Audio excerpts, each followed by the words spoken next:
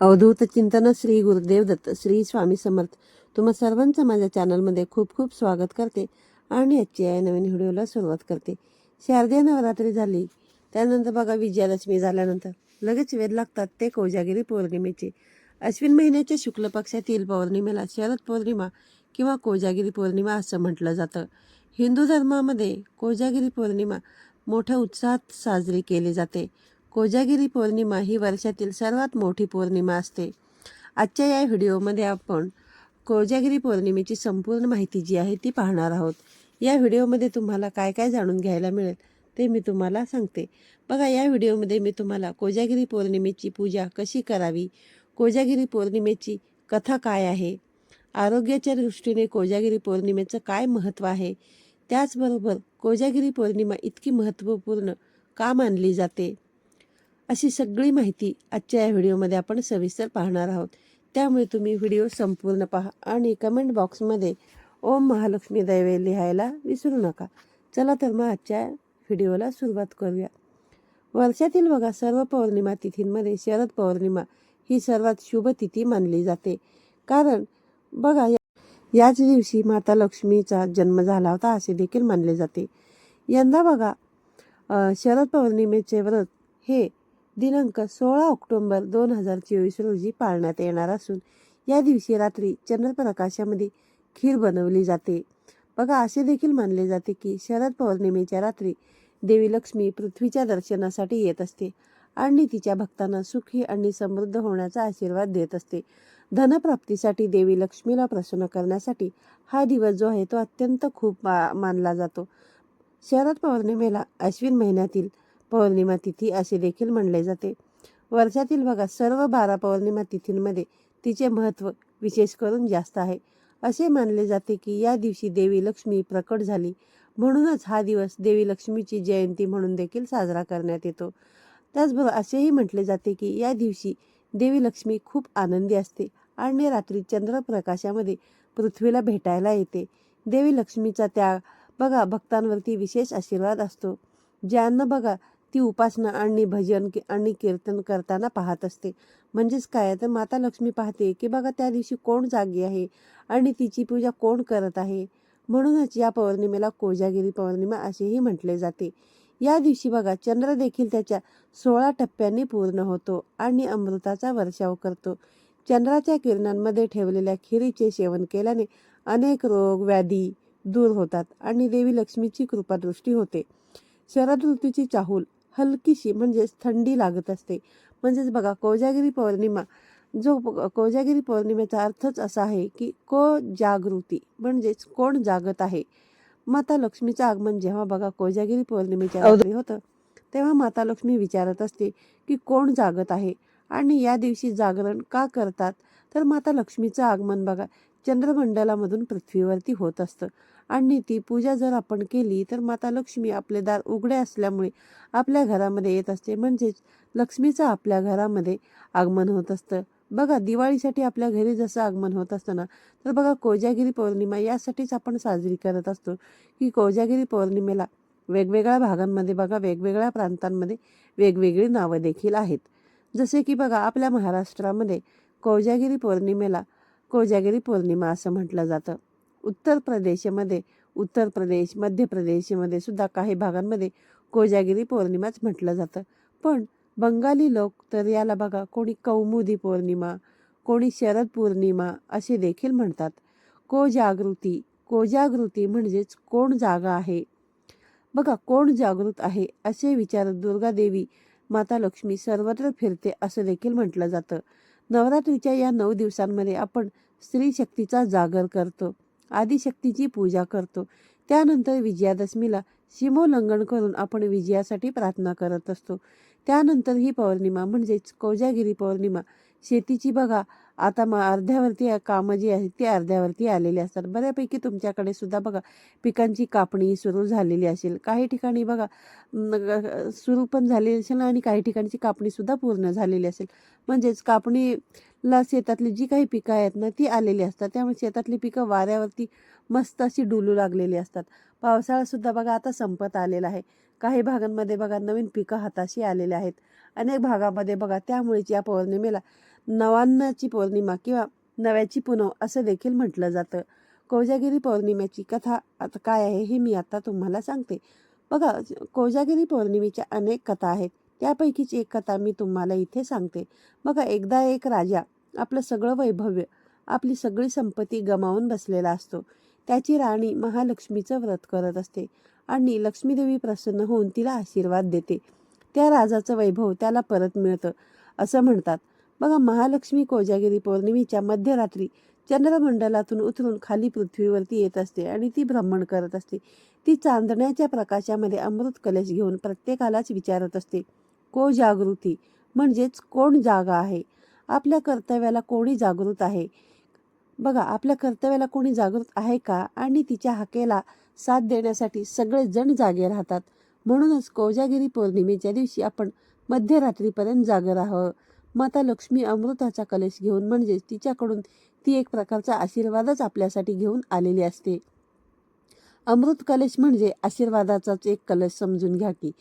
त्या दिवशी बघा, ती आशीर्वादाचा कलश घेऊन प्रत्येकाच्या दारोदार जात असते आणि प्रत्येकालाच ती विचारत असते की कोणी जागा आहे का. आणि त्या दिवशी आपण जरूर जागे राहावं. आपले दरवाजे जे असतील तर ते उघडे ठेवावेत. आपण बघा, जर कोजागिरी पौर्णिमेच्या पूजेची मांडणी अगोदरच केलेली असेल तर बघा, माता लक्ष्मी अमृत कलश घेऊन आपल्या घरामध्ये येते. दिवाळीच्या स्वागतासाठी आणि दिवाळीच्या आगमनासाठी माता लक्ष्मी आपल्या घरामध्ये कोजागिरी पौर्णिमेच्या दिवशी प्रवेश करत असते. ही होती बघा कोजागिरी पौर्णिमेची अगदी छोटीशी कहाणी. बघा, कोजागिरी पौर्णिमेच्या बघा मध्यरात्रीपर्यंत जरूर आज जागे राहावे. यामुळे काय होईल की बघा, माता लक्ष्मी अमृत कलश घेऊन जेव्हा आपल्या घरामध्ये प्रवेश करेल तेव्हा आपल्या घरामध्ये सुख, समृद्धी, वैभव, ऐश्वर, धनधान्याची कधीही कमतरता भासणार नाही. आता आपण बघा, कोजागिरी पौर्णिमेच्या म्हणजे शरद पौर्णिमेच्या पूजेची तयारी कशी करावी याबद्दलची मी माहिती तुम्हाला सांगते. तर बघा, कोजागिरी पौर्णिमेच्या दिवशी रात्री तुमची जी काही कामं आहेत ना, ती नेहमीपेक्षा थोडीशी लवकर आटोपून घेण्याचा प्रयत्न करा. यानंतर रात्री तुम्ही तुमची कामं आटोपली की आंघोळ करून घ्यायची आहे. बघा, घरातील प्रत्येकानेच आंघोळ करून घ्यावी. त्यानंतर तुम्ही स्वच्छ कपडे परिधान करू शकता. महिलांनी त्यांच्या आवडीच्या साड्या देखील या दिवशी घालू शकतात. बघा, बऱ्याच ठिकाणी बघा या दिवशी पांढरी साडी, चांदीचे दागिने घालण्याची देखील प्रथा आहे. बघा, फॉर एक्झाम्पल, उदाहरणार्थ तुम्हाला जर सांगायचं झालं तर राजस्थानमध्ये हा जो प्रकार आहे ना, तर तो केला जातो. महाराष्ट्रामध्ये तुम्ही बघा, नेहमीप्रमाणे जसे या दिवशी तयार होत असाल त्या दिवशी तुम्हाला ज्या रंगाची साडी नेसायची आहे ती साडी तुम्ही नेसू शकता. अंघोळ वगैरे झाली की तुम्ही स्वच्छ कपडे घातले तर आता काय करायचं, तर पूजेची मांडणी जी आहे तर ती आपल्याला करायची आहे. बघा, पूजा जी आहे ती आपल्याला रात्रीच करायची आहे. त्यामुळे रात्री तुमचे दरवाजे, खिडक्या जे आहेत ना ते उघड्या ठेवा. या दिवशी एक पाट घ्या किंवा चवरंग तुम्ही घेऊ शकता आणि त्याच्यावरती तुम्ही लाल रंगाचा किंवा पांढरा कपडा जो आहे तो टाकायचा आहे. त्यावरती माता लक्ष्मीचा फोटो किंवा मूर्ती ठेवायची आहे. पण बघा, लक्षात ठेवा की या मूर्तीवरती आपल्याला मूर्ती जी आहे, मूर्तीचा चेहरा किंवा चेहरा जो आहे, फोटो असेल तर फोटोचा चेहरा जो आहे तो आपल्याला झाकून ठेवायचा आहे. आता बघा, तुमच्या घरामध्ये जर इंद्रदेवांचा फोटो, इंद्रदेवांची मूर्ती असेल तर ती सुद्धा तुम्ही या ठिकाणी पूजेमध्ये ठेवू शकता. त्यानंतर बघा, तुम्ही इंद्रदेवांची पूजा करू शकता. त्याचबरोबर कुबेरांची सुद्धा या ठिकाणी तुम्हाला पूजा करायची आहे. इंद्रदेव, चंद्रदेव आणि कुबेर या सगळ्यांची आपल्याला पूजा करायची आहे. जर तुमच्याकडे माता लक्ष्मीचा ज्या काही वस्तू आहेत, मूर्ती, फोटो, श्रीयंत्र, या सगळ्यांची तुम्ही या दिवशी पूजा करायची आहे. त्यानंतर बघा, इंद्रदेवाची पूजा करण्याला सुद्धा खूप महत्त्व आहे, हे मी सांगितलंच आहे. आणि जर नसेल तर मग तुम्ही काय करू शकता, एक मंगल कलशसुद्धा स्थापन करायचा आहे आणि तो बघा त्याच्या शेजारीच आपल्याला माता लक्ष्मीचा फोटो किंवा मूर्ती ठेवायची आहे. आणि नेहमीप्रमाणे बघा, जे काही आपण पूजेचे साहित्य म्हणजे फूल असेल, दिवा असेल, अगरबत्ती लावणं असेल, रांगोळी काढणं असेल, हे सगळं करून आपण सुशोभित करून घेऊ शकता. तर अशी जी कामं आहेत ती तुम्ही करून घेऊ शकता. म्हणजेच पूजेची मांडणी जी आहे ती करून घ्यायची आहे. फक्त एक लक्षात घ्या की बघा, आपल्याला हे सगळं माता लक्ष्मीचा जो काही फोटो असेल, मूर्ती असेल, त्यावरती आपल्याला कपडा झाकून ठेवायचा आहे किंवा मग एखादी ओढणी असेल ती सुद्धा तुम्ही झाकून ठेवू शकता. बघा, आणि कधीपर्यंत झाकून ठेवायचं हे सुद्धा मी तुम्हाला सांगणारच आहे. यानंतर बघा, तुम्ही ज्या ठिकाणी दूध वगैरे आटवायला ठेवलेलं आहे तिथे जायचं आहे. आणि बघा दरवर्षी तुम्ही रात्री 12 वाजेपर्यंत काय काय धमाल करता किंवा काय काय करता, तर ते सगळं तुम्ही या दिवशी करू शकता. तर बघा काही जण आहे ना गप्पा गोष्टी करतात, जुन्या आठवणींना उजाळा देतात, कोणी आहे ना देवी देवतांची गाणी म्हणतात किंवा मग कोणी करमणुकीचे खेळसुद्धा काही बऱ्याच ठिकाणी खेळले जातात. काही नाहीतर मग तुम्ही काय करू शकता की महालक्ष्मी मंत्राचे जप करू शकता किंवा मग ओम महालक्ष्मी दैवे नमः, ओम महालक्ष्मी दैवे नमः, नाहीतर मग ओम नमो भगवते वासुदेवाय, ओम नमो भगवते वासुदेवाय या मंत्राचा तुम्ही सतत जप करू शकता. मग ते तुम्ही पूजा मांडणीच्या ठिकाणी सुद्धा करू शकतात. बघा पूजा मांडणी करून झाल्यानंतर तुम्ही तुमच्या उंबरठ्यावरती हळद आणि चंदनाचे लेपन सुद्धा करायचे आहे.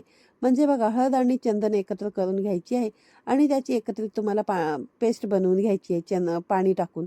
आणि बघा तुमच्याकडे जर चंदन नसेल तर मग तुम्ही साधी हळदीची पेस्ट तयार केली तरी देखील चालेल. आणि त्याचं जे लेप आहे ते तुम्ही पण बघा तुमच्या उंबरठ्यावरती करू शकता.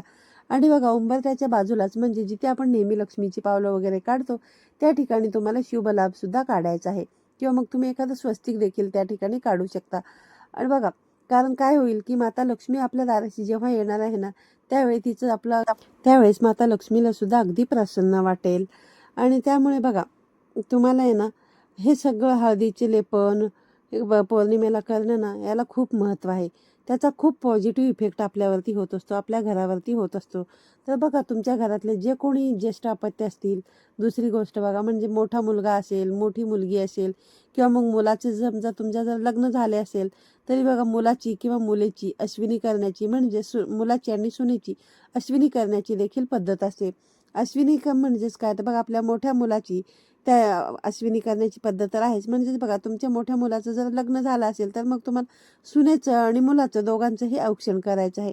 बघा या दिवशी तुम्हाला दोघांचंही औक्षण करून घ्यायचं आहे. तर याला असं अश्विनी करणे असं देखील म्हटलं जातं.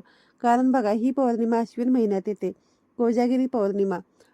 आणि ज्येष्ठ अपत्याचं पण औक्षण करत असतो. म्हणजेच त्याला ज्येष्ठ अपत्याची बघा अश्विनी साजरा करणं असं देखील म्हटलं जातं. रात्री 12 वाजेपर्यंत बघा चंद्र बरोबर आपल्या डोक्यावरती येतो आणि चंद्राचा प्रकाश आपल्या त्या दुधामध्ये पडतो. चंद्राचा प्रकाश बघा जेव्हा दुधामध्ये पडतो तर तेव्हा मग ते दूध भांड्यामध्ये काढून प्रत्येकाला दिलं जातं. आणि बघा कसं असतं की हिवाळ्यामध्ये आपल्याला पित्ताचा त्रास देखील जास्त होत असतो. त्यामुळे पित्त वाढू नये यासाठी सुद्धा त्या दुधामध्ये बघा ड्रायफ्रूटची पावडर किंवा मग दुधाचा मसाला तयार करून तो दुधामध्ये घातला जातो. आणि बघा हे दूध पिल्यामुळे आपल्याला पित्ताचा जो प्रकोप आहे तर तो शांत होतो. यामुळेच बघा आरोग्याच्या दृष्टीने सुद्धा या दिवशी हे दूध पिण्याला अनन्यसाधारण असे महत्त्व आहे. आणि कोजागिरी पौर्णिमेच्या दिवशी नेहमीपेक्षा चंद्राचा जो प्रकाश असतो तो एकदम लख्ख असतो. चंद्राची जी किरणे असतात तर ती एकदम पृथ्वीच्या जवळ आलेली असतात. नेहमीपेक्षा चंद्राचा प्रकाश सुद्धा भरपूर लख्ख असतो. त्यामुळे सुद्धा या कोजागिरी पौर्णिमेला तितकंच महत्त्व आहे. रात्री तुम्ही बघा हे जे काही दूध आहे ते एकमेकांना देण्यापूर्वी आपण जी काही पूजेची मांडणी केली आहे तिथे तुम्हाला एखादा बाऊल किंवा एखादं भांडं भरून ते जे दूध आहे ते माता लक्ष्मीच्या पुढेमध्ये तुम्हाला नैवेद्य म्हणून ठेवायचं आहे. आणि माता लक्ष्मीला नैवेद्य दाखवून झाल्यानंतरच आपल्याला मनोभावे हात जोडून नमस्कार करायचा आहे आणि म्हणायचं आहे की हे माता लक्ष्मी तुझं आमच्या घरामध्ये स्थान राहू दे, तू आमच्या घरामध्ये नेहमी स्थायी स्वरूपामध्ये राहा, तू कधीही आमच्या घरामधून निघून जाऊ नकोस. आम्ही कधीही उठणार नाही, मातणार नाही, कधीही उठणार नाही, मातणार नाही.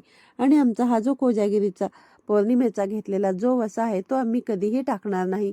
तर तुझी कृपादृष्टी, तुझा आशीर्वाद आमच्यावरती नेहमी राहू दे. आणि तो जो काही प्रसाद आपण माता लक्ष्मीच्या चरणांजवळ ठेवलेला आहे किंवा तो तिच्या पुड्यामध्ये ठेवलेला आहे नैवेद्य म्हणून, तो सगळं नमस्कार वगैरे करून झाल्यानंतर आपण सर्वांनी तो प्रसाद म्हणून ग्रहण करायचा आहे. बघा आता आरोग्याच्या दृष्टीने याचा काय काय फायदा आहे. आणि बघा मुख्य फायदा बघा या दुधाचा कोणासाठी होणार आहे तर ते सुद्धा मी तुम्हाला सांगते. आरोग्याच्या दृष्टीने बघा ज्यांना दमा, अस्थमा यासारखे आजार आहेत तर त्यांनी बघा त्यांचं दम्यावरचं जे काही औषध आहे ते या दुधाच्या प्रसादामध्ये मिक्स करून प्यायल्यामुळे त्यांचा दमा जो आहे तर तो कायमचा जातो, हे लक्षात ठेवा. जर बघा तुमच्या घरामध्ये तुमच्या नातेवाईकांमध्ये कोणाला दमा, अस्थमा यासारखा जर काही आजार असेल तर त्यांचे जे काही औषध असेल तर त्यांनी बघा कोजागिरी पौर्णिमेच्या रात्री त्या आटवलेल्या दुधामध्ये त्यांचं जे काही औषध आहे ते औषध मिक्स करून प्यायचं आहे. त्यांना दमा असेल तर त्यांना दमा या आजारापासून नक्कीच मुक्ती मिळेल आणि त्यांच्या नेहमीच्या त्रासापेक्षा त्यांचा त्रास जो आहे तर तो नक्कीच कमी होईल याची मात्र खात्री आहे. त्याचबरोबर बघा अजून या दुधाचा कोणता फायदा आहे, कोणाला होणार आहे, तर बघा बऱ्यापैकी महिलांना मासिक पाळीच्या वेळेस, पिरियडच्या वेळेस प्रॉब्लेम्स असतात. 100% महिलांपैकी बघा 80% महिलांना PCOD, PCOS सारखे प्रॉब्लेम्स असतात. तर त्यांनी काय करायचं आहे की हे जे दूध आहे ते आटवलेलं, ती जी खीर आहे तर ती एका चांदीच्या भांड्यामध्ये किंवा काचेच्या भांड्यामध्ये घ्यायची आहे आणि रात्रभर झाकून ठेवायची आहे. आणि रात्रभर चंद्राची जी किरणं आहेत, चंद्राचा जो शीतल प्रकाश आहे तो त्यावर पडू द्यायचा आहे. यामुळे काय होईल की तुमचा जो PCODचा प्रॉब्लेम आहे तर तो कायमचा दूर होईल. या दिवशी बघा चंद्राची जी किरणं असतात ना तर ती खूप आरोग्यदायी असतात आणि खूप जणांना याचा फायदा देखील झालेला आहे. तुमच्याकडे बघा चांदीची वाटी असेल, प्लेट्स असतील किंवा मग काचेचं एखादं भांडं असेल तरी सुद्धा त्यामध्ये सुद्धा या दुधाची जी काही बनवलेली खीर आहे ना ती तुम्ही घ्यायची आहे आणि त्याच्यावरती एखादं पातळ असं झाकण ठेवायचं आहे. कारण बघा आपल्याला ते बाहेर ठेवायचं आहे. तर मग तुम्ही एखाद्या पातळ अशा ओढणीने किंवा कपड्याने तो जो काही ग्लास असेल, जे काही भांडं असेल तो छानपैकी बांधून घ्यायचा आहे आणि रात्रभर चंद्राचा जो काही किरण आहे, चंद्राची जी चंद्रकिरणं असतात, चंद्राचा जो प्रकाश आहे तो तुम्हाला त्याच्यावरती पडू द्यायचा आहे. आणि सकाळी म्हणजेच दुसऱ्या दिवशी सकाळी तुम्हाला हा जो कोजागिरी पौर्णिमेचा प्रसाद आहे तो ग्रहण करायचा आहे. तुम्हाला बघा तुमच्या PCOD, PCOS किंवा मासिक पाळीमध्ये बघा तुम्हाला जे काही त्रास असतील ते नक्कीच यामुळे निघून जातील. बघा याची सुद्धा खात्री आहे. तर बघा ज्यांना हा प्रयोग करायचा आहे ना, ज्यांना मासिक पाळीचे प्रॉब्लेम्स आहेत त्यांनी नक्कीच हा जो उपाय आहे तर ते करू शकतात. तर बघा हिंदू पंचांगानुसार यंदा अश्विन महिन्यामध्ये 16 ऑक्टोबरला बुधवारी 8:40 ही पौर्णिमा तिथी सुरू होत आहे. आणि ही पौर्णिमा तिथी बघा दुसऱ्या दिवशी म्हणजे 17 ऑक्टोबरला संध्याकाळी 4:56 असणार आहे. त्यानुसार 16 ऑक्टोबरला कोजागिरी पौर्णिमा साजरी केली जाणार आहे. आणि बघा तसंही आपल्याला पौर्णिमेचा जो काही चंद्र असतो त्याची पूजा असते किंवा माता लक्ष्मीची जी काही पूजा असते ती रात्रीच करायची असते. त्यामुळे दुधाचं बघा एकदा आटवून वगैरे झालं की चंद्राचा प्रकाश त्यामध्ये पडला की मग तुम्ही माता लक्ष्मी पुढे तो प्रसाद ठेवून मग सगळ्यांनी तो ग्रहण करू शकता. तर आजच्या व्हिडिओमध्ये मी तुम्हाला सांगितलेली माहिती आवडली असेल तर व्हिडिओला जाता जाता एक लाईक करा आणि ही माहिती तुमच्या मित्रपरिवारांसोबत, नातेवाईकांसोबत शेअर करा. पुन्हा भेटूया अशाच एका नवीन आणि माहितीपूर्ण व्हिडिओमध्ये. तोपर्यंत सर्वांना श्री स्वामी समर्थ.